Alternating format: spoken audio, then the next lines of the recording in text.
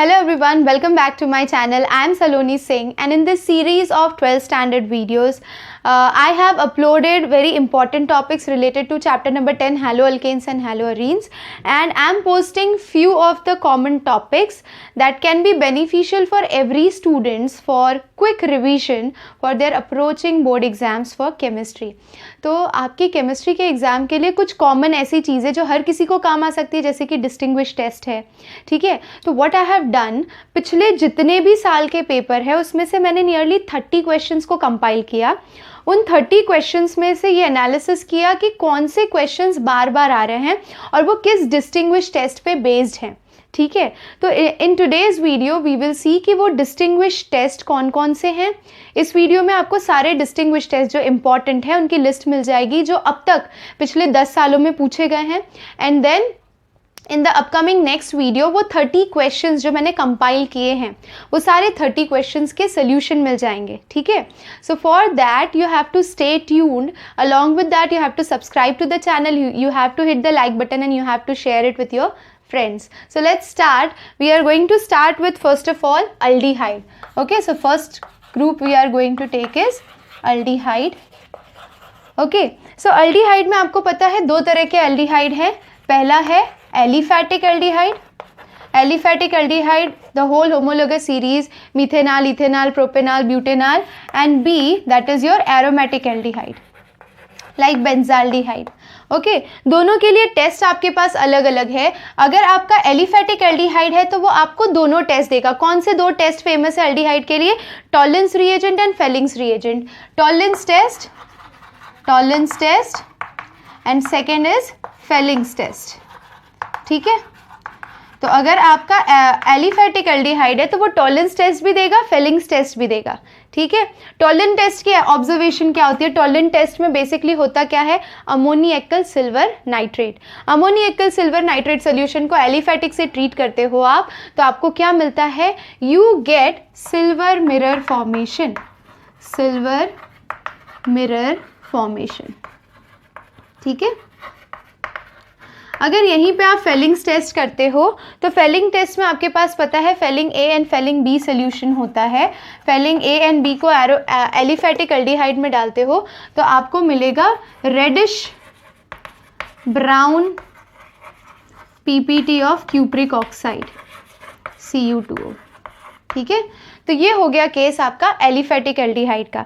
अगर यहीं पे आपने एरोमेटिक लिया, फॉर एग्जांपल बेंजाल्डिहाइड लिया है, तो बेंजाल्डिहाइड सिर्फ आपको कौन सा टेस्ट देगा?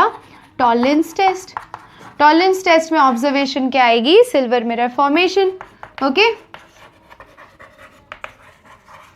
इन the same way we are going to move for acid, okay. तो सेकेंड फंक्शनल ग्रुप हम लेते हैं कार्बोक्सिलिक एसिड। कार्बोक्सिलिक एसिड कौन सा टेस्ट देता है? Sodium bicarbonate test, very famous test, 10th standard से पढ़ रहे हैं हम।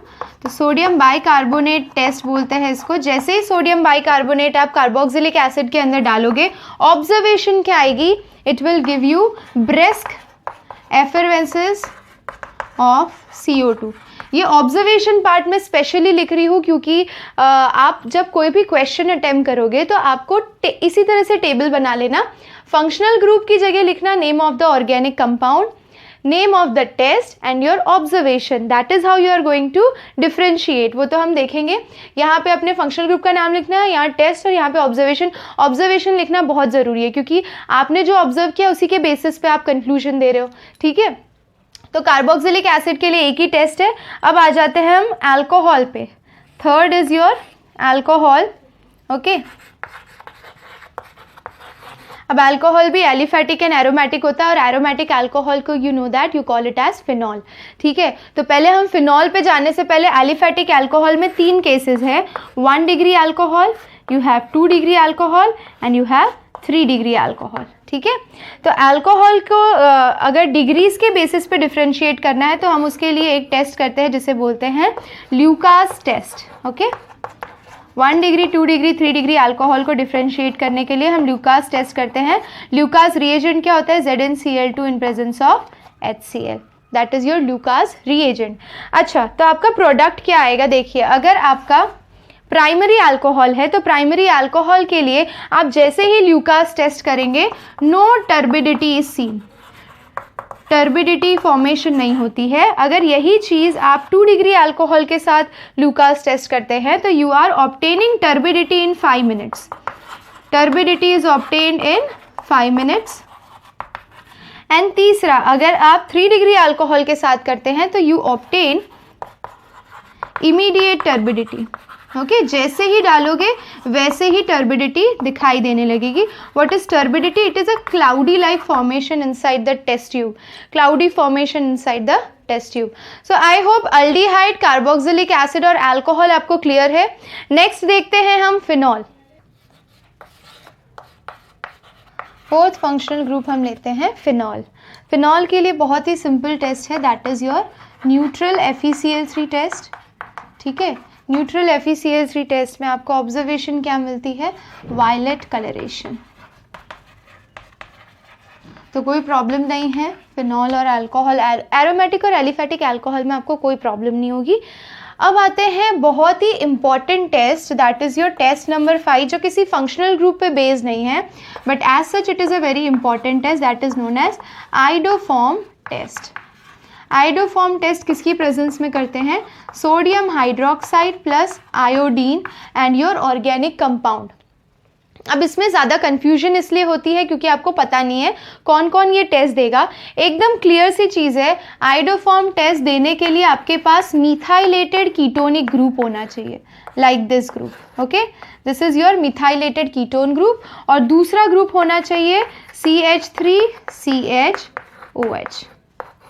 अगर ये दोनों ग्रुप है आपके पास तो वो आइडोफॉर्म टेस्ट पॉजिटिव देगा। I will give you few examples, जैसे कि ये केस है तो हमारे पास आ गया एसीटोन CH3COCH3, या फिर CH3COCH2CH3, या फिर सो लॉन्ग, ये चेन कितनी भी लंबी हो सकती है, but if your ketonic group is present at second position with a methylated group, then definitely it will give you iodoform test. ठीक है, तो ये समझ में आया। अगर यहाँ पे एक बेंजीन रिंग है, then you have C double bond O and CH3, then also it is a methylated ketone. इसे बोलते हैं, स्पेसिफिकली इसका नाम है एसिटोफिनॉन। ओके, तो एसिटोफिनॉन भी आइडोफॉर्म टेस्ट पॉजिटिव देगा। उसके अलावा एक एल्डिहाइड है CH3 C double bond O single bond H, that is your acetaldehyde, that will also give you iodoform test. Okay, अब अल्कोहलिक ग्रुप में आते हैं। ये वाला चेन तो आपको समझ में आया, ये कितनी भी लंबी हो सकती है। It can be CH3CO, CH2, CH2, CH3, anywhere where you can find CH3CO group, CH3CO, CH3CO, CH3CO, okay, they all will give you iodoform test positive. Okay, now आते हैं अल्कोहलिक ग्रुप पे, तो कौन देगा? Ethanol CH3CH2OH। एंड दूसरा है, कहीं पे भी if your alcoholic group is present at second position, it is definitely going to give you iodoform test positive. तो ये बहुत ही इंपॉर्टेंट है और इस पर्टिकुलर टेस्ट से आपकी बहुत सारी प्रॉब्लम सॉल्व हो जाती है अगर आपको क्लियर है कि कौन कौन से ग्रुप आपको आइडोफॉर्म टेस्ट पॉजिटिव देंगे। तो आपके प्रेसिपिटेट्स कैसे आएंगे? It is going to give you yellow precipitates, yellow precipitate. जैसे ही आप आइडोफॉर्म टेस्ट इन सभी कंपाउंड्स के साथ परफॉर्म करोगे, you will get yellow precipitates of CHI3। इतना ही आपको लिखना होगा एग्जाम में भी, ठीक है। तो उसके according I have given you observation and which type of compounds are going to give you iodoform test positive. So last case हमारे पास बचा है अमाइंस का। अमाइंस का केस देखते हैं। Let's start amines. Okay, so amines में भी हमारे पास दो तरह के अमाइंस होते हैं। A, that is your aliphatic amine, and B, that is your aromatic amine. ठीक है, अगर आपके पास एलिफेटिक अमाइन है, that is definitely going to give you carbylamine test, carbylamine test. Okay, carbylamine test किसकी presence में करते हैं? तो you can remember, you can take your aliphatic amine RNH2, जिससे आप ट्रीट कर रहे थे किसी भी क्लोरोफॉर्म से in presence of KOH. These are the reagents for the carbylamine test, and what product you are obtaining? Product is RNC, that is formation of foul smelling isocyanide, foul smelling isocyanide.